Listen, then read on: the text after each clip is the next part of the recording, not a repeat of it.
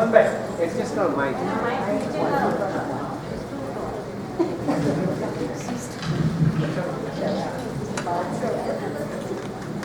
afternoon. We are very happy to have everybody's presence here. On behalf of AIVA, Asian Indian Women Association, Samanvay, and Jain Samaj of Greater Detroit, I'd like to welcome our honorary guest, Ms. Kajalben Oza Vaidya. She is a very popular writer, great orator, and columnist for newspapers like Divya Bhaskar and magazine like Chitralekha in Gujarat in India.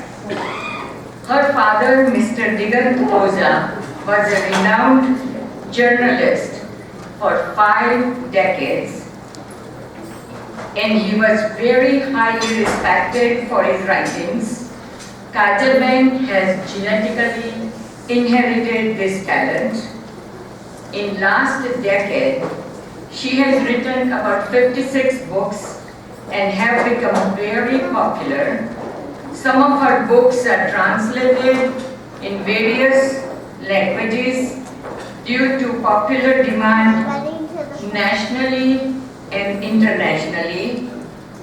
Her subjects vary from human relations. For example, in her book, एक बीजाने गमता रहिए,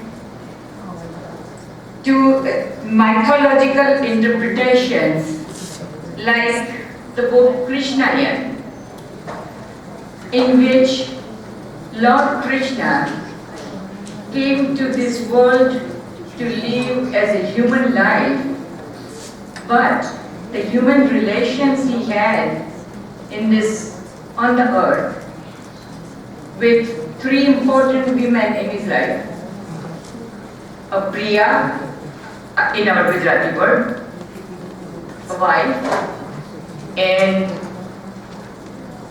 friend or Sakhi. Draupadi is Sakhi, Rukmani is wife, and Radha is Priya. Isn't that wonderful? Anyway, so that mythological interpretation is excellent, and I will recommend everybody to read that book. Her writing is also contemporary to our social relations in the family between husband, wife, or parents and children, and in that is in the book Saband to Akash. You know, when we call Saband, it is relations with everyone, and she has compared with Akash, sky which you cannot touch, but it is everywhere and you can feel it. That's very, very excellent way to present it. Her writing is very effective and truthful, which produces an everlasting presentation of her message. She serves as visiting faculty for creative writing at Gujarat University in Ahmedabad. Please give a warm welcome to Kajalben Oza Vaidya. I just want to request, I would like to request, please turn off the cell phones, and there will be question-answer session right after her speech. Thank you very much.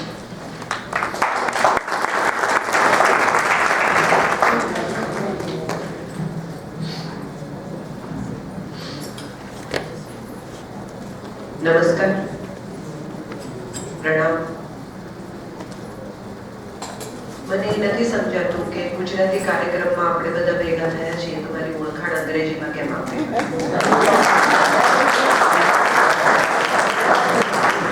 હું ગુજરાતીમાં લખું છું ને આખી જિંદગી ગુજરાતીમાં જ લખવાની છું. બીજી ભાષાઓમાં મારા કામનો અનુવાદ થયો છે, કારણ કે હું ઈચ્છું છું કે મારી ભાષાનું કામ બહાર જાય.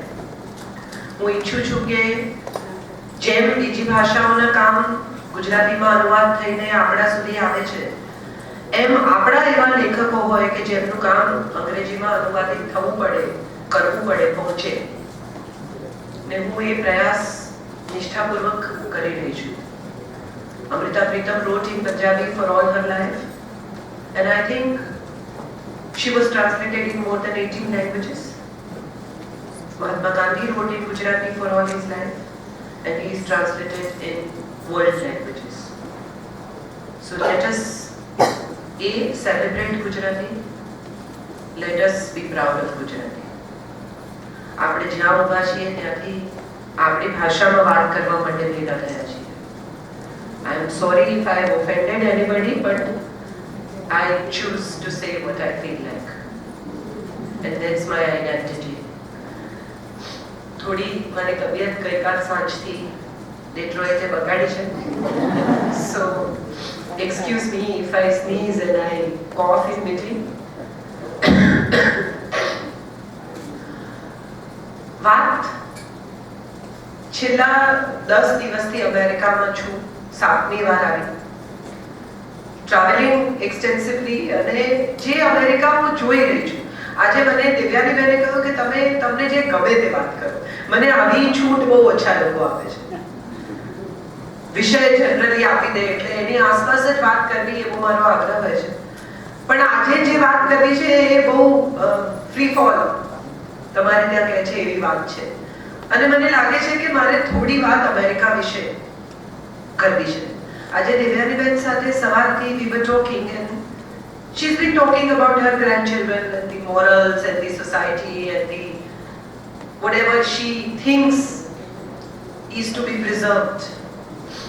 એમાં એમણે એક વાત કરી કે એમના બાળકોને, આઈ થિંક એમના ડોટર્સ પણ અહીંયા છે, એમના બાળકોને જૈન ટેમ્પલમાં એમણે થોડો વખત પાઠશાળામાં મોકલ્યા. થોડા વખત પછી છોકરાઓએ ના પાડી દીધી કે અમને નથી જવું. આ એ બાળકો છે જે અમેરિકામાં જન્મ્યા છે, આ એ બાળકો છે જે અમેરિકામાં જ રહેવાના છે, આ એ બાળકો છે જે બહુ સિન્સિયરલી ઓહેર ગાય છે. એમને જનગણ મન સાથે કોઈ નિસ્બત જ નથી. આપણે એને આપણો દેશ કરીને કન્ફ્યુઝ કરીએ છીએ એવી મારી લાગણી છે. આપણે જ્યાંથી આવ્યા, હમણાં જ લેવા પાટીદાર સમાજનું એક લેક્ચરમાં હું હતી ત્યારે મેં એમને કહ્યું કે પાટીદાર સમાજ કેવી રીતે આવ્યો, ક્યાંથી આવ્યો, પેશવાઓએ જમીનો આપી, અક્ષપટ્ટર પર લખી આપી, અને પછી એ પાટીદાર કહેવાયા. જેને મોગલોએ જમીન આપી એ ઇનામદાર અમીન થયા, વગેરે.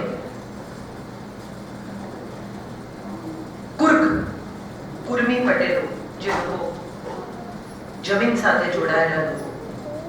સવાલ એ છે કે આપણે જે લોકો છીએ, જ્યાંથી આવ્યા છીએ, આ દેશમાં આવ્યા 40 વર્ષ પહેલા, 20 વર્ષ પહેલા, 60 વર્ષ પહેલા, 3 જનરેશન, 2 જનરેશન, જે લોકો એમ વિચાર્યા કરે છે કે અમારે એક દિવસ તો પાછા જ જતા રહેવું છે,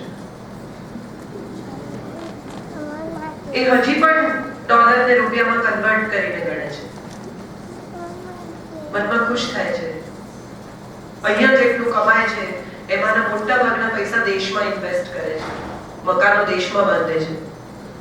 ક્યારેક રહીશું, ક્યારેક રહીશું. આઈ થિંક જે લોકો 50ના છે, 60ના છે, ત્યાં સુધીના લોકોના બાળકો હજી પણ વિચારે છે કે કોઈ દિવસ જઈશું. બાકીના સંતાનો માટે ઇન્ડિયા એ વેકેશનની જગ્યા છે, અને એ પણ દરેક વેકેશનની જગ્યા નથી. મોરલ્સની જ્યારે આપણે ચર્ચા કરીએ છીએ, અમે આવતા હતા ત્યારે જ મેં એમને કહ્યું, મેં કીધું વિવાહ થાય ત્યારે એમની ઉંમરના જે લોકો કપલ્સ છે એ લોકોએ કદાચ એમના પતિને કિસ પણ નહીં કરી હોય. આજના બાળકો જુદી રીતે વિચારે છે, જુદું જીવે છે, દુનિયાને જુદી રીતે જોઈ રહ્યા છે. જન્મભૂમિ અને કર્મભૂમિ આવા 2 અલગ કોન્સેપ્ટ આપણને આપણા શાસ્ત્રોએ આપ્યા છે. દરેકની જન્મભૂમિ એની કર્મભૂમિ નથી હોતી. દરેકની કર્મભૂમિ એની જન્મભૂમિ જ હોય એવું જરૂરી નથી. અને જ્યારે એ રીતે વિચારીએ ત્યારે આપણને ડેફિનેટલી એટલું સમજાય છે કે જ્યાં છીએ ત્યાંનું સુખ બહુ મહત્વનું છે. ક્ષણમાં રહેવાનું ભૂલી ગયો છે. દિવ્યાની બેન એટલી ચિંતા કરે છે મારી ગઈકાલથી, હવે કોણ આવશે, કેવી રીતે કરીશું, શું ખાઈશું. She is so caring and she is so nice. પણ અમે બંને એકદમ ઓપોઝિટ છીએ. હું કલાક પછી શું થશે એની ચિંતા નથી કરતી, અને એ એક વર્ષ પછી શું થશે એની પણ અત્યારથી ચિંતા કરે છે. હું એવું માનું છું કે આ દેશ પાસે એક ઉત્તમ વસ્તુ છે, અને એ જો અપનાવી શકાય તો જિંદગી બહુ સુખી થઈ જાય. શું છે ઉત્તમ વસ્તુ? એ છે live by the hour. live by the hour. આ ક્ષણમાં જીવી લેવાનું અમેરિકા શીખવે છે. આવતીકાલ સવાર વિશે ચિંતા ન કરવી એવું આ દેશ શીખવે છે. પૈસા બચાવો. તમે લાખો કરોડો રૂપિયા બચાવીને તમારા બેંક અકાઉન્ટમાં હોય અને છતાંય તમે કોઈ એવી જગ્યાએ ફસાવો કે જ્યાં એટીએમ જ ન હોય તો શું કરશો? તમારી પાસે 1 લાખ રૂપિયા પર્સમાં છે ને પર્સ હોટેલના રૂમમાં છે ને તમે ક્યાંક એવી જગ્યાએ ફસાયા છો કે જ્યાં તમારા ખિસ્સામાં 10 રૂપિયા પણ નથી તો શું કરશો? સવાલ એ છે કે આપણે બધું જ ભેગું કરીએ છીએ ભવિષ્ય માટે, અને પછી ભવિષ્ય શું છે એની તો આપણને કલ્પના જ નથી. મને બહુ ગમેલી ફિલ્મ જિંદગી ના મિલેગી દોબારા. એમાં રાકેશ રોશન કેટરીનાને કહે છે કે હું 40 વર્ષ સુધી કામ કરીશ, પછી આમ કરીશ, પછી આમ કરીશ, પછી આમ કરીશ, અને પછી હું રિટાયર થઈ જઈશ, પછી હું જિંદગી જીવીશ. એટલે કેટરીના એને કહે છે કે કેટલી સરસ વાત છે કે તને ખબર પડી ગઈ છે કે તું 40 પછી પણ જીવવાનું છે. આ મહાભારતના એક સીધા પ્રસંગ સાથે જોડાયેલી કથા છે. યુધિષ્ઠિર રાજા થઈ ગયા છે અને રોજ સવારે દાન આપે છે.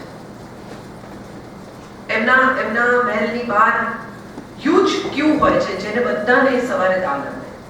પૂછે નહીં કે તમને શેને માટે જોઈએ છે, જે માંગે તે આપવું, એવા નિયમ સાથે દાન આપે છે. એમાં એક દિવસ રાજ્ય દરબારમાં જવાનો સમય થઈ ગયો છે અને છેલ્લો ભિક્ષુક બાકી છે, અને યુધિષ્ઠિર એને કહે છે કે તમે કાલે આવજો. ભિક્ષુક પાછો જઈ રહ્યો છે. સામે ભીમ મળે છે. ભીમ ભિક્ષુકને પૂછે છે કેમ પાછો જાય છે, કેમ તારા ખાલી છે? અને ત્યારે ભિક્ષુક કહે છે કે રાજાજીએ કહ્યું કે કાલે આવજો. એટલે ભીમ જઈને યુધિષ્ઠિરને કોંગ્રેચ્યુલેટ કરે છે કે કેટલી મોટી વાત કહેવાય, તમે દુશ્મનો પર વિજય મેળવ્યો, અધર્મ પર વિજય મેળવ્યો, પણ તમે તો કાળ પર વિજય મેળવી લીધો. આવું તો જગતમાં કોઈ બીજું છે જ નહીં. યુધિષ્ઠિર સમજતા નથી, પૂછે છે શું કે છે, હું સમજતો નથી. એટલે કે કેટલી મોટી વાત છે કે તમને ખબર પડી ગઈ કે આવતીકાલે આ પણ જીવશે ને તમે પણ હશો, ને આ જ સમયે અહીંયા જે કાલે પાછો આવી પણ શકશે. આ બધી જ તમને ખબર પડી ગઈ તો તમે કાળ પર વિજય મેળવ્યો જ કહેવાય. વાત એ છે કે આજે હમણાં અત્યારે જે છે તે જ સત્ય છે. ગઈકાલે જે હતું એ વિશેની ગ્લોરી કરીને આજે પણ ભારતીયો જીવે છે. જહાં ડાલ ડાલ પર સોને કી ચિડિયા કરતી હૈ બસેરા, હવે નથી. લેટ અસ બાય ઇટ કે હવે નથી. લેટ અસ બાય કે ત્યાં કરપ્શન છે. લેટ અસ બાય કે એ દેશ થોડોક ક્યાંક ઉજવાયેલો છે. લેટ અસ બાય કે એ દેશમાં કેટલી બધી સવલતો ઊભી થઈ શકે એમ છે પણ થતી નથી. લેટ અસ બાય કે અમારી પાસે આટલો બધો મેન પાવર છે પણ અમે એનો સાચો ઉપયોગ નથી કરી શકતા. નો પ્રોબ્લેમ. મારા દેશમાં બધું સારું જ છે, મારો દેશ અદ્ભુત છે, મારો દેશ મહાન છે એવું કહેવાનો કોઈ આશય ક્યારેય હોઈ શકે નહીં. સવાલ એ છે કે દરેક જગ્યાએ કશુંક સારું હોય ને કશુંક ખરાબ હોય. ઘણા બધા લોકો કહે છે કે મીડિયામાં આવું હોય, તેવું હોય, કાસ્ટિંગ કાઉચ હોય, ફલાણું હોય, ઢીકણું હોય. Coming to think of it, દુનિયામાં ક્યાં નથી? પોલિટિક્સમાં નથી, ટીચિંગમાં નથી, કોર્પોરેટમાં નથી. મીડિયા સતત નજરમાં રહે છે એટલે ત્યાં બહાર આવે છે. મીડિયા સતત ફોકસમાં રહે છે એટલે ત્યાંની વાતો લોકોને જાણવામાં મજા પડે છે માટે એ બહાર આવે છે. બાકીની વાતો એટલી ઝડપથી, એટલી સહેલાઈથી બહાર નથી આવતી એટલે આપણને ખબર નથી પડતી. સવાલ એ છે કે કે આપણે જ્યાં ઊભા છીએ, જ્યાંથી દુનિયાને જોઈ રહ્યા છીએ, મહાસત્તા, the superpower is America. And when we are a part of superpower, whether we like it or we don't, we have that little superpower in ourselves also. We have come to that point where we have started feeling કે અમે પણ એ જ દેશનો ભાગ છીએ, અમે પણ એ મહાસત્તાનો ભાગ છીએ, અમે પણ આ બેટર લાઈફનો ભાગ છીએ. આ બેટર લાઈફમાં, આ દેશની ઇકોનોમીમાં, આ દેશના તમામ સારા ખરાબમાં, સારામાં તો ખરો જ અમારો ભાગ છે. બે કમ્યુનિટી આ દુનિયામાં અત્યારે મૂળ સુધી ફેલાઈ ગઈ છે, એક જ્યુઇશ ને એક ગુજરાતી. અને આ બહુ સિરિયસ સર્વે પછી હું કહી રહી છું. ડાયમંડ બજારથી શરૂ કરીને, મોટેલ બિઝનેસથી શરૂ કરીને, ગ્રોસરી સ્ટોરથી શરૂ કરીને, કપડાની દુકાનથી શરૂ કરીને, ફૂડથી શરૂ કરીને, એવી કોઈ જગ્યા નહીં હોય જ્યાં ગુજરાતીએ પોતાનો હાથ નહીં અજમાવ્યો. એ લિસ્બન હોય, યુરોપ હોય, પેરિસની સડક પર તમને એક માણસ મળે અને તમને એમ કહે કે તમે કાજલ સવાઈ છો, તમને વાંચું છું, ત્યારે એમ થાય કે ગુજરાતી ક્યાં નથી. Be proud of being what you are. Be proud of being what we are. સ્કોટલેન્ડના સ્ટેશન પર તમે ઉતરો અને તમને એક માણસને તમે ગુજરાતી અથવા ચહેરો ઇન્ડિયન દેખાય ને તમે એને પૂછવા જાઓ કે ભાઈ સારી હોટેલ હું બુક કર્યા વગર, જેવું દેવ્યાની બેને કહ્યું હું તો નીકળી જાઉં અને પહોંચીને તપાસ કરું. સો ત્યાં આઈ જસ્ટ આસ્ક્ડ હિમ કે ક્યાં જવાનું, મને બજેટ હોટેલ, સારી ડિસન્ટ જગ્યા, કમ્યુટિંગ સહેલું પડે એવી કોઈ જગ્યા છે? કીધું ગુજરાતી છો? હા. તમને તો મેં YouTube પર જોયા છે. હા. તો પછી અહીંયા થોડી હોટેલમાં રહેવાય, ચલો ઘરે. I had not seen that gentleman before in my life. આ ગુજરાતી છે. અને હું માનું છું કે આ ગુજરાતીપણાની મજા આપણે ક્યાંક ખોઈ બેઠા છીએ એ રીતે કે આપણે ખીચડી જોઈને એન્જોય કરીએ છીએ, આપણે તારક મહેતા જોઈને હસીએ છીએ, આપણે એવી કેટલી બધી સિરિયલ્સ છે મણીબેન.com જેમાં ગુજરાતીઓની મજાક ઉડાડી છે, એમાં આપણે હસીએ છીએ. એક મરાઠી કે બંગાળીની આવી સિરિયલ બનાવી જુઓ and you will see what comes next. સહિષ્ણુ હોવાના બહાને અથવા સહિષ્ણુ હોવાના ઓઠા હેઠળ અથવા સહિષ્ણુ હોવાના લેવલ નીચે આપણે બહુ બધું સહી જઈએ છીએ. આ એ જ ગુજરાતીઓ છે જે અમદાવાદમાં આમ કરીને કચરો ફેંકી દે છે, અહીંયા આવીને નથી ફેંકતા. અમારા દેશમાં બે જણા રસ્તામાં વાલ કરે, કિસ કરે, એકબીજાનો હાથ પકડીને ચાલે તો અમારી સંસ્કૃતિ હચમચી જાય છે, પણ રસ્તા પર કોઈ બાથરૂમ જાય તો અમને કઈ નથી થતું.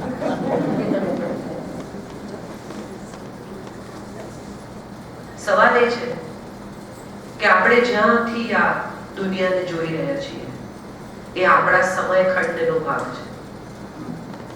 આપણા માતા પિતા જે જીવ્યા એવું આપણે જીવવાના નથી, જીવ્યા નથી. આપણે જેવું જીવ્યા એવું આપણા સંતાનો જીવવાના નથી. આ સત્યને સ્વીકારીને જો જીવી શકાય તો હું માનું છું લાઈફ બહુ ઇઝામ થઈ જાય.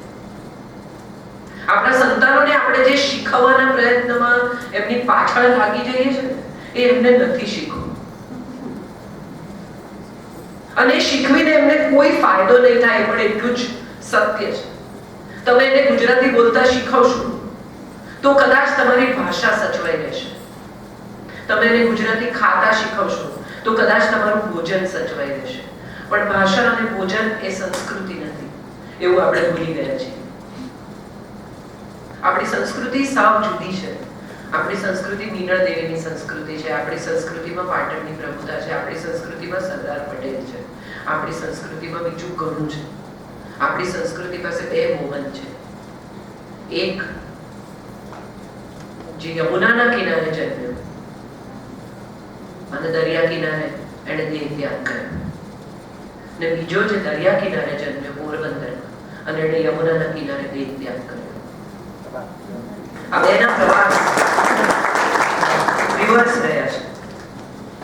એકે હિંસામાંથી પસાર થઈને શાંતિ સુધી જતા શીખ્યું, કુરુક્ષેત્રના યુદ્ધની વાત કરી, અને બીજાએ કહ્યું કે હું તો લાકડી રાખું છું પણ કદી ઉપાડતો નથી, હું એક તમાચો મારે તો બીજો ગલ ધરું. સત્યો સમયાંતરે બદલાતા હોય છે, એવું જો આપણે નહીં સમજીએ ને તો હું માનું છું આપણે ક્યાંક સ્ટક થઈ જઈશું. Every truth has N expiry date unless they are universal truth. સૂર્ય સવારે ઉગે ને રાત્રે આથમે એવા સત્ય સિવાયના તમામ સત્યો સમય આવતા બદલાઈ જાય છે. વેલેન્ટાઇન ડે ઉજવવાથી જો સંસ્કૃતિને નુકસાન થતું હોય તો હું માનું છું કે રોજ ઉજવી કાઢીને વહેલું જ નુકસાન કરી લેવું જોઈએ. અમારા દેશમાં બધા વેલેન્ટાઇન ડે ની પાછળ પડ્યા છે આપણે કે વેલેન્ટાઇન ડે અમેરિકાથી આવ્યો છે ને આપણે ના ઉજવવો જોઈએ. પાછા મધર્સ ડે ને ફાધર્સ ડે ઉજવે છે. એટલે પ્રેમ સામે વિરોધ છે અમારા દેશનો. પ્રેમ નહીં કરવાનો, એની સામે મારા દેશમાં બહુ બધાને વાંધો છે. અને મને અમેરિકા ગમે છે જો કોઈ એક કારણસર, તો આ પ્રેમનો દેશ છે. રસ્તામાં અજાણ્યો માણસ પણ તમને સામે મળે ને તો સ્મિત કરવાનું ચૂકતો નથી. એ હ્યુમેનિટી છે. મેં ગઈકાલે જ મારી કોલમમાં લખ્યું છે કે આ દેશ 3 એજ પર જીવે છે: હાર્ડવર્ક, ઓનેસ્ટી અને હ્યુમેનિટી. જો આ 3 વસ્તુઓ મારા દેશમાં આવે ને તો મારા દેશમાં કશુંય ક્યારેય રોકી શકાય નહીં એટલો વિકાસ થાય. અમારે ત્યાં 3 જ વસ્તુની મિસિંગ છે: હાર્ડવર્ક, ઓનેસ્ટી અને હ્યુમેનિટી. આ 3 જ વસ્તુ મારા દેશમાં મિસિંગ છે ને આ 3 જ વસ્તુ આ દેશમાં છે. અને હું માનું છું કે તમે જ્યાં રહો છો, તમે જે કંઈ કરી રહ્યા છો એને ચાહવું એ આપણી જિંદગીનું સત્ય છે. મારો દેશ મને બહુ જ ગમે છે. એનું સૌથી મોટું કારણ એ છે, હમણાં જ મને કોઈ કહેતું હતું કે તમને કેવું લાગ્યું અમેરિકા? મેં કીધું રહું નહીં. હું સાચી વર્ષમાં 2 વાર આવું છું, પણ હું આ દેશમાં રહી ન શકું. મારી પ્રકૃતિ જ નથી. હાથે કામ કરવું એ હવે મને પોસાય જ નહીં. હવે એટલા ડોમેસ્ટિકલી ટેવાઈ ગયા છીએ. પાણી કાઢો, ચલો ડ્રાઈવર ગાડી કાઢો. હવે અમને કોઈ એમ કે 40 માઇલ ગાડી ચલાવવાની તો we would choose not to go. છોડો, હવે ગયેલા જ છે. દરેક જગ્યાની એક મજા હોય છે, દરેક જગ્યાની એક ખાસિયત હોય છે, દરેક જગ્યાનું સુખ અને દુઃખ હોય છે. મારે આ વાત એટલા માટે આજે કરવી છે કે જે લોકો અહીંયા રહે છે એમના મન અહીંયા નથી. અને જ્યાં તમારા મન નથી ને ત્યાં મજા નથી. તમે અહીંયા રહો છો કારણ કે પૈસા કમાવા છે, કારણ કે તમને લાગે છે કે આ દેશમાં લાઈફસ્ટાઈલ છે, આ દેશમાં સગવડો છે. પણ ફરીને મન ત્યાં જ જવા મુશ્કેલ છે. બાળકો પાસે રહેવું છે તો બાળકો અહીંયા જ રહેવાના છે. અને જેમ પેઢી બદલાતી જશે, જેમ સમય બદલાતો જશે, જેમ દિવસો બદલાતા જશે, જેમ વર્ષોની તારીખો બદલાતી જશે, એમ હું માનું છું એ લોકો, એ પ્રજા, એ નવા આવનારા સંતાનો અહીંના ને અહીંના થતા જશે. એમની તો જન્મભૂમિ અને કર્મભૂમિ એક જ છે, નહીં ભૂલતા. એ અહીંયા જન્મ્યા છે. એમને એમના મૂળ સાથે બાંધી રાખવાના ચક્કરમાં ક્યાંક એમ ન થાય કે એ લોકો ના અહીંયા રહે ને ત્યાં ના રહે. અને આ હું માનું છું કે બહુ જ બધા લોકોએ પોતાની આવનારી પેઢીઓ સાથે અથવા તરફ જોઈને વિચારવાનો સમય હવે થઈ ગયો છે. ગુજરાતી ભાષા રહેશે કે નહીં રહે એની સામે બહુ મોટો સવાલ ઉંચકવાની જરૂર નથી. વિશ્વની કેટલીય ભાષાઓ ઘૂસાઈ ગઈ છે. આજે પાલી કોઈને આવડતી નથી. એક જમાનામાં સંસ્કૃતની લગોલગ પાલી બોલાતી હતી. બધા બુદ્ધ, જેટલા બુદ્ધ ગ્રંથો છે એ બધા પાલીમાં લખાયા છે. જૈન ગ્રંથો પાલીમાં લખાયા છે. હવે એ ભાષા નથી, બોલાતી નથી, વંચાતી નથી, એના વિશે કોઈ કશું જાણતું. સંસ્કૃત એક જમાનામાં રોજિંદા વપરાશની ભાષા હતી. લોકો સંસ્કૃતમાં વાત કરતા હતા, જે હવે નથી થતું. આપણે બળદગાડામાં પ્રવાસ કરતા હતા, હવે નથી કરતા. એક સમય આવશે કે આપણને આ ફ્લાઇટ્સ પણ ધીમી લાગશે. એક જમાનો હતો જે લોકો 40 માં છે એ બધાને, અને જે લોકો છેલ્લા 20-25 વર્ષથી અહીંયા આવ્યા છે એ બધાને તો ખબર જ હશે કે આપણે બાજુના ઘરમાં બ્લેક એન્ડ વ્હાઇટ ટીવી જોવા જતા હતા. ગુરુવારે છાયાગીત ને રવિવારે સિનેમા, આ આપણું એન્ટરટેનમેન્ટ હતું. આજે લેપટોપ, પામટોપ, એપલ, કોમોડોર વાપરતા થયા છે. દુનિયાને જુદી રીતે જુએ છે. સમય બદલાય છે અને બદલાતા સમય સાથે જે પ્રવાસ નથી કરતા એ ત્યાં જ અટકી જાય છે. આપણે ગુજરાતીની વાત કરીએ તો સરદાર પટેલ સૌથી પહેલો માણસ હતો કે જેણે ભવિષ્ય તરફ જોયું. જેણે કહ્યું કે આ દેશને એક કરવો પડશે, આ રજવાડાઓ ચાલશે નહીં. એટલે ઇતિહાસને પૂછવામાં પહેલું નામ તો એનું લખવું જોઈએ, જો લખવું હોય તો. રજવાડાઓના ઇતિહાસને એને પૂછી કાઢ્યો અને એને અખંડ ભારત આપ્યું. રાજાઓ પૂછાઈ ગયા તો એને ઇતિહાસ પૂછ્યો કહેવાય કે એક નવી રચના કરી કહેવાય? આ સવાલ બહુ ઇમ્પોર્ટન્ટ છે. અને જે લોકો અહીં વસે છે એમણે એકવાર પોતાની જાતને એ પૂછવાની જરૂર છે કે આ દેશે કેટલું બધું આપ્યું છે. આપણે બધા આમ છે ને થેન્કલેસ લોકો છીએ બેસિકલી. હું પણ છું. કોઈ એકની વાત નથી. સવારે તમારે ઘરે કોઈ નાઈ ધોઈને ચપ્પલ કાઢીને આવીને ગોઠવાઈ જાય અને રોજ કંઈ માંગે તો તમને કેવું લાગે? Every day morning somebody comes to your place, sits down and asks for something. આજે આ કાલે પેલું, અને તમે આપતા જાઓ ને માંગતા જ જાય, તમે આપતા જાઓ ને માંગતા જ જાય તો તમને કેવું લાગે? આપણે ભગવાન સાથે આવું કરીએ છીએ. We go in the morning, sit down in front of a God and start asking for things. આપણામાંના કેટલા લોકોએ હાથ જોડીને કહ્યું કે આજે કઈ નહીં યાર, થેન્ક યુ, બસ આજે થેન્ક યુ ડે. હું આવ્યો, હાથ જોડ્યા અને જે કંઈ તે મને આપ્યું છે એને માટે તારો આભાર. એનાથી વધારે આજે મારે તારી જોડે કોઈ વાત જ નથી કરી. દીકરાને ડાયો કરી દે, દીકરીને લગ્ન કરાવી દે, સાસુ ગુજરી જાય તો સારું. આવું ઘણું બધું આપણે વિચારે એને, અને આપણી એની જ વચ્ચેની વાત છે. અને કોઈની બી ઓળખાણ કરાવે, બહુ ઇન્ટરેસ્ટિંગ છે. કોઈની પણ ઓળખાણ કરાવે તો એવું કે આ ભાઈએ અહીંયા 5 હોટેલ છે, બહુ સેલ્ફ મેડ છે. એટલે આ બધું જે તમે મેળવ્યું એ તો તમે મેળવ્યું, એમાં તો ભગવાનનો વિચારનો ક્યાંય હાથ જ નથી. ભગવાનની બહુ કૃપા છે એના પર. એવી ઓળખાણ આપણે ક્યાંય સાંભળી નથી. મેં તો નથી સાંભળી. મેં સેલ્ફ મેડની ઓળખાણ જ સાંભળી છે.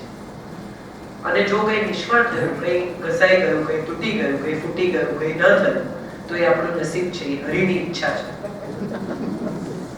કોઈ ગુજરી જાય તો કે આ ઈશ્વરને ગમ્યું એ ખરું. એટલે ઈશ્વરને એવું ગમે કે કોઈ ગુજરી જાય? એ એવો છે? તમારાથી તમારા પ્રિયજનને વિખૂટા પાડે એવું એને ગમે? કેટલા બધા લોકો અમારા દેશમાં તો ચાલીને જાય, અંબાજી ને શ્રીનાથજી ને ક્યાં ક્યાં બધે. ત્યારે મને હંમેશા એવો આ સવાલ થતો રહ્યો છે કે ખરેખર એવા માતા પિતા હોય કે જે પોતાના સંતાનને બહુ કષ્ટ આપે અને પોતાનું સંતાન દુઃખી થાય તો એમને ગમે? મારા સુધી આવું હોય તો દુઃખી થઈને આવવાનું. દાખલા તરીકે માતા પિતા ન્યૂ જર્સી રહેતા હોય અને છોકરાઓ મિશિગન રહેતા હોય તો માતા પિતા એવું ઈચ્છે કે પહેલા શાર્લોટ જાઓ, ત્યાંથી અહીંયા જાઓ, ત્યાંથી આમ જાઓ, ત્યાંથી આમ જાઓ, હેરાન થતા થતા આવો તો જ હું તમારા પર ખુશ થઈશ. ઉલટાના માતા પિતા એવું કે બેટા ડાયરેક્ટ ફ્લાઇટ લઈ લે, થોડા પૈસા હું આપીશ. દુનિયાના કોઈ મા બાપ પોતાના સંતાનને દુઃખી થતું જોઈ શકતા નથી. તો ઈશ્વર આપણને દુઃખી કેમ કરે? આપણી એવી કેવી પરીક્ષા કરે? તમે તમારા સંતાનો સાથે કોઈ દિવસ એવું કરો છો કે આજે ખાવા નહીં આપું, હું જોઉં છું તું કેટલું ભૂખ્યો રહી શકે છે? આપણે એવી પરીક્ષા કરી છે કોઈ દિવસ આપણા સંતાન? આપણે કોઈ દિવસ એવું ઈચ્છ્યું છે કે આપણું સંતાન ખુલ્લા પગે બરફમાં ચાલીને આપણા સુધી આવે અને આપણને લાગે કે વાહ, આ જ પ્રેમ છે? જો નહીં તો ઈશ્વર પણ એવું શું કામ ઈચ્છે? દુનિયાના કોઈ ઈશ્વરે પોતાના સંતાનને દુઃખી કરવાનું ઈચ્છ્યું જ નથી. એને એવું ગમ્યું જ નથી. સૌથી યંગેસ્ટ ધર્મ આપણે જ્યાં ઉભા છીએ એ જૈન ધર્મ છે, વૈજ્ઞાનિક ધર્મ છે. સંયમની બહુ સુંદર વાત અને વ્યાખ્યા જૈન ધર્મમાં આપી છે. તમને ઈચ્છા ન થાય ને એ સંયમ છે. મન મારવાનું જૈન ધર્મએ કદી શીખવ્યું જ નથી. તમને તમારી નજર સામે ખાવાનું મૂકે ને તમને મન જ ન થાય એને ઉપવાસ કહેવાય.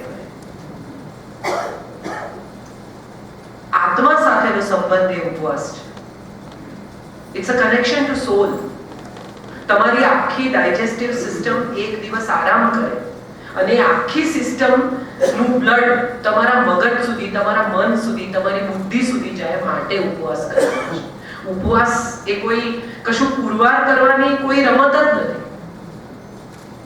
અમે અમારે ત્યાં તો બહુ મજા આવે. તમે ઉપવાસ કે કેટલા ઉપવાસ કર્યા એમાં પણ મુસાફરી છે. ઓહો, અમે તો 18 કર્યા. સારું કર્યું, તમારાથી થયા તો તમે કર્યા, જેનાથી ન થાય તે ન કરે.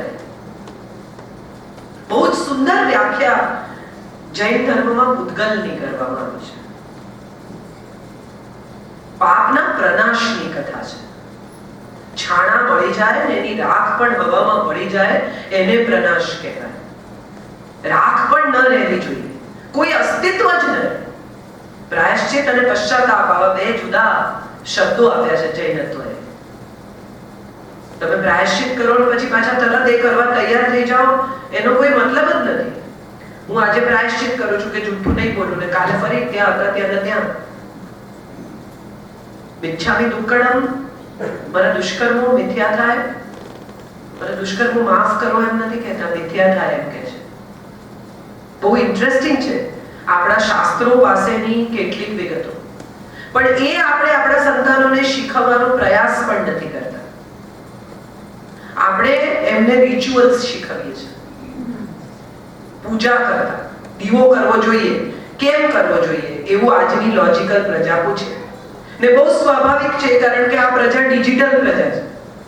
એમને લોજિક જ સમજાય છે. એમની પાસે ગૂગલ પર તમામ માહિતી ઉપલબ્ધ છે. તમે એને પૂછો કે ફલાણું ક્યાં આવ્યું એટલે તમે યાદ કરો એ પહેલા એને ગૂગલ જવાબ આપે છે. એની પાસે ઇન્ફોર્મેશનનો ભરમાર છે, ઢગલો ઇન્ફોર્મેશનમાં જીવે છે. એટલે એને જરૂર શું છે? આ ઇન્ફોર્મેશન બાયફર્કેટ કરતા શીખવવાની જરૂર છે. એને ડ્રોવરમાં મૂકતા શીખવવું પડશે. આ ઢગલાને છૂટો પાડી અને આ ઇન્ફોર્મેશનને કેવી રીતે ઉપયોગમાં લેવી એ એને શીખવવું પડશે. ઇન્ફોર્મેશન તો એની પાસે છે, એ તમે નહીં આપી શકો. હું ઘણીવાર જોઉં છું કે ઘણા માતા પિતા એને ખકડાવે ને છોકરાઓને, તેમ કે કેમ કરવાનું હોય એટલે મા બાપ કહે હું તારી માં છું એટલે કરવાનું. 5 જ મિનિટમાં મને તારાથી વધારે સમજ પડે છે. આવું બધું કર્યા પછી 5 જ મિનિટમાં માં જાય આ જો ને આ ફોનમાં કંઈ થતું નથી. એટલે 5 જ મિનિટમાં તમે પુરવાર કરી દીધું કે તમને એનાથી વધારે સમજ નથી પડતી. કેટલી બધી મમ્મીઓ ખકડાવે 3-4 વર્ષનું બાળક હોય, ટીવી નહીં જોવાનું, ખાતી વખતે ટીવી નહીં જોવાનું. પછી મમ્મીને બહેનપણી આવે ને એટલે એવું કહે જા જઈને કાર્ટૂન જો. એને માટે કયા સિગ્નલ સાચા, જોવાનું કે નહીં જોવાનું? ઇન્ફોર્મેશન બહુ ઇમ્પોર્ટન્ટ છે જીપી. એ ઇન્ફોર્મેશનનો શું ઉપયોગ કરવો એનાથી પણ વધારે ઇમ્પોર્ટન્ટ છે. અને હું માનું છું કે એ શીખવવાની જરૂર છે આ નવી પેઢી. પગે લાગો એવું આપણે બધાને ખખડાવીએ નાના છોકરાઓ. સંસ્કૃતિ ભૂલી જશે, પગે લાગતા ભૂલી જશે. આપણે એને કેમ એવું નથી કહેતા કે આપણા 5 તત્વો અને 5 ઇન્દ્રિયો બે ભેગા થઈને અહંકાર સહિત જ્યારે નમે ત્યારે એને નમન કહેવાય. I'm sure our children will relish this. Our children will enjoy learning this. But we cannot because we are not interested in learning ourselves. આપણે માત્ર ચાલી આવતી પરંપરા જે આપણી બેગમાં લઈ આવેલા 20 વર્ષ પહેલા એ પરંપરાઓને એમના સુધી પહોંચાડવાના પ્રયાસમાં એ ભૂલી જઈએ છીએ કે એ પછી તો કેટલાય વર્ષો નવાઈ ગયા અને સમય બદલાઈ ગયો. આજથી 25, 30, 40, 50 વર્ષ પહેલા જે આપણે જોયું, માનતા હતા, વિચારતા હતા એવું હવે નથી રહ્યું ભારત પર. હવે ભારતમાં છોકરીઓ સ્પગેટી ને શોર્ટ્સ પહેરે છે. સંસ્કૃતિ ત્યાંય બદલાઈ ગઈ. ત્યાંય છોકરીઓ ચૂડીદાર નથી પહેરતી, ત્યાંય પનઘટ નથી. હવે ફેસબુક છે, ચોવટ થાય છે, પંચાયત કરે છે લોકો, પણ પાણી ભરવા નથી જતા. હવે ફેસબુક પર પંચાયત કરે છે. વાત એની જ છે. હમણાં એક ભાઈ એ પોતાના ફેસબુક પર લખ્યું કે મારા માતુશ્રીનું નિધન થયું છે. એને 129 લોકોએ લાઈક આપી. અને આ જરાય એક્ઝાગરેટેડ વાત નથી. આપણને ખબર જ નથી કે ક્યાં શું રિએક્ટ કરવું. આપણને ખબર જ નથી કે કઈ વાત ક્યારે થઈ શકે. હમણાં એક બહુ સરસ જોક મને કોઈએ મોકલ્યો છે કે એક ભાઈને ત્યાં એનો યુવાન દીકરો ગુજરી ગયો. એટલે બીજા એમના મિત્રએ કહ્યું કે ભાઈ બેસવા જવું જોઈએ. એટલે એમણે એમના દીકરાને કહ્યું કે તમે બેસવા જઈ આવો. એટલે એના દીકરાએ કહ્યું કે ભાઈ મને હું આવું જવું નહીં ને મને આવું આવડે નહીં ને તમે મને યાર ક્યાં ધકેલો છો ને. એટલે એણે કહ્યું કે જો થોડા લોકો બેઠા હોય થોડા દૂર બેસવાનું, બીજા લોકો બેઠા હોય ત્યાં બેસવાનું, એ લોકો જે વાત કરે સાંભળી પછી જઈને કહેવાનું કે બહુ મોટું હોતું નથી, જા આજે નહીં જાય તો ક્યારે જશે. છોકરો ગયો. એના નસીબ કાઢ્યો કે એવા લોકો પાસે બેઠો જે લોકો કુતરી કરતા હતા. એટલે જે બેઠેલા લોકો હતા એ લોકો વાત કરતા હતા કે સારું થયું આ ભાઈ છૂટ્યા. દીકરો જુગારી હતો, બાપના પૈસા ઉડાવતો હતો, બાપના કયામત હતો. આમ જોવા જાવ ને તો આ ભાઈને નિરાકર થઈ. ભલે આ ભાઈ યુવાન છોકરો ઉભો થયો ને જે ગુજરી ગયેલા એના પિતા પાસે જઈને બેઠો અને પછી એને કહેવાનું શરૂ કર્યું કે આમ જોવા જાવ ને તો તમે તો છૂટ્યા. જુગારી હતો, તમારા કયામત હતો નહીં, આમ જુઓ તો તમને નિરાંત થઈ. એટલે પેલા ભાઈ ઉઠાવીને તમાચો માર્યો. સત્યો આમ પણ કોઈને સાંભળવા ગમતા નથી. એટલે ભાઈ ત્યાંથી રડતા રડતા દુઃખી હૃદયે ઘરે આવ્યા. એના પપ્પાને કહ્યું કે શું કરવા મોકલ્યા એમણે મને 50 માણસની વચ્ચે તમાચો માર્યો. એના પપ્પાએ કહ્યું કે તે શું કહ્યું તું? તો કે આવું આવું જે બોલ્યા મેં કહ્યું. અરે કે મૂર્ખ. પછી એના પપ્પા આવ્યા અને એમણે જઈને કહ્યું કે જુઓ ભાઈ મારી ભૂલ થઈ ગઈ, મારા દીકરાને મોકલ્યો, તમારો બીજો દીકરો ગુજરી જશે તો હું જાતે આવીશ.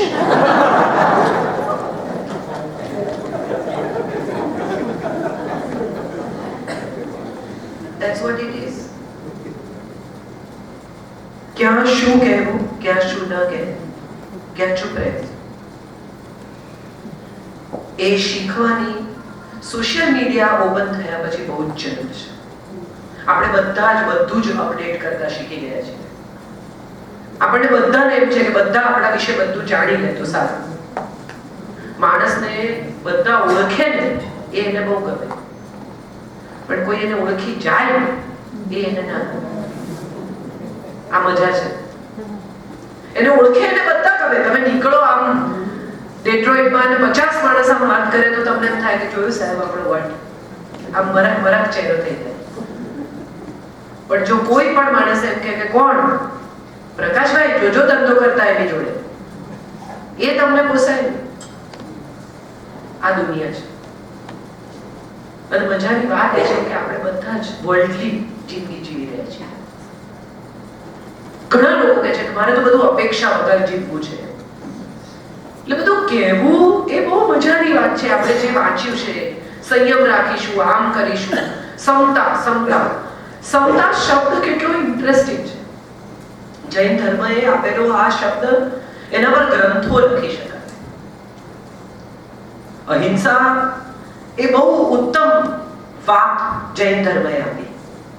અહિંસા એ એક એવી વાત છે કે જે પ્રોબેબલી પહેલી વાર આ દેશને કોઈએ શીખવી. મહાવીરે પહેલી વાર કહ્યું કે અહિંસા, બાકી આ દેશ તો ફક્ત માર કાપમાં જ સમજતો. ન આપણું સાંભળ્યું તો ઉડાડતો માથું, એ સિવાય બીજી કોઈ વાત જ નહીં. જેની લાઠી એની ભેંસ. આ દેશના નિયમમાંથી પહેલી વાર એણે કહ્યું કે અહિંસા અદ્ભુત છે. પણ અહિંસા ક્યારે? નિર્બળ છે એને માટે અહિંસા કામની નથી. જે છોડી શકે છે એને છોડવાનું છે. જેનામાં તાકાત છે એને પાવર કંટ્રોલ કરવાનો છે, એ સંયમ છે. 5 ફૂટનો માણસ 7 ફૂટના માણસને એમ કે જાજા મેં તને માફ કર્યો તો એ કોમિક દ્રશ્ય છે.